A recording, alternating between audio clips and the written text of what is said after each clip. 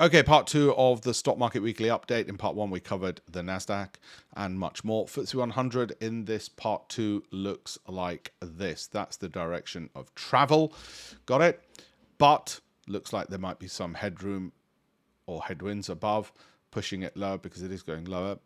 Look, I've got a bias against the FTSE anyway. It doesn't tend to do amazing things. S&P 500, top 10 stocks over the past month. These are they. We're going to go through some of those as well and see whether I like them, whether you might like them as well. Carnival doesn't hit our value growth income, so it can't be one for me, even though the momentum is a little bit overbought. So not for me, and even though these banks like it. This one does hit our 7, 8 or 9, and that's okay on the momentum. But before you dive into this, just remember in upward trends, this can have a drawdown of 13%, and that's not too bad actually. Okay, so that's where FedEx is. Best Buy, momentum's not too bad, got lots of headroom to go up. However, it's not a 7, 8 or 9, so not one for us. Similarly, not 7, 8 or 9 on value growth income. Momentum's a bit sort of sideways as well. You can see the drawdown can be as much as 40%, and that's on an upward trend. Well, sort of upward trend. It's sort of... So you might say, ugh, don't like it anyway. Now, Nvidia, you know my views on Nvidia. Would we buy it today? Well, if you did buy it today, let's just look at what you have to do, okay? Whether it's a buy or a sell. It's not a sell until it drops X%, then you'd sell Y, okay? So that's simple. Would you buy it today? If you're willing to buy it today because it's a 7, 8 or 9 on here and this is overbought, then just be warned that's overbought and your exit is going to be to sell sell Y if it drops X. Okay, so you might say, well, I'm risk averse, so if it drops 10%, I'll sell 100%. Or you might say I'm risk loving, so if it drops 25%, I'll sell 100%. You can mix those numbers up based on your risk appetite. And that's the beauty of investing, and get those numbers right. Don't sell it prematurely. Adobe, massive rebound. It went into daddy bear territory. However, that 32% drop was also bigger than its historic, so you probably ended up getting out of it. It's now had a rebound. I wouldn't buy it today because it's not 7, 8 or 9. Same with Insulet. I know it's been one of the big performers on the S&P over the past month, but I need that to be going up more, and I need that to be 7, 8 or 9. Okay, Skyworks, momentum's okay. Going sideways, not excited by this stock price.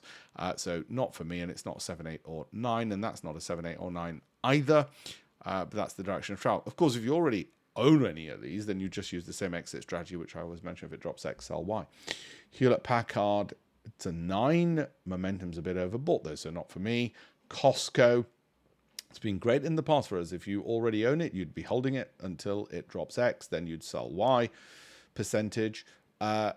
Overbought at the moment, so not one for me right now. Apple, you know my view on Apple and how much I own, and you know my view on Amazon, how much I own. You know it on Microsoft. There's the charts for you as well. If you're on my Great Investments program, you know exactly my views on these, how much I own, how much is in my son's junior ISA and my wife's SIP. Meta as well. Check out YouTube. Bank of America, not one I own, not one we could because it's not 7, 8 or 9, although the momentum looks fine. Like so many financials, it's not too bad. Netflix is not one that I picked up, but I've been covering since October of last year. It's an 8 at the moment, but that's overbought, so not one for me at the moment. And I didn't buy it since covering it in October last year because I can't buy everything. But yeah, I wish I could buy everything because that would have been one of the ones to put into the mix because it's done rather well. But it's just to give you a market update and to say, yeah, it's still doing well. Walmart, it's an 8, great, but that's overbought like so many. So just be warned that there are ones which value growth income is good, but if the momentum's not good, you need every box ticked. If the momentum's not good enough, you can't have it. Is this getting ready? As I keep saying each week, it's broken out of its downtrend by the looks of it. Are we ready to get in yet? I think I'd rather wait until the monthly MACD is crossed above its moving average. But certainly now, it's getting ready to move up, but it isn't a 7, 8 or 9. So I need that to be 7, 8 or 9 before we'd get in for a special situation. So Tesla, not for me at the moment, but it might well have having a turnaround again. I might go from 200 to 300, which would give a 50% rise. And you might say, Alpesh, you're being too cautious. You should be getting in now. That's how I am. It's just the way I am. Berkshire Hathaway, not for me, not 7, 8 or 9, and it's overbought. Sorry, Berks.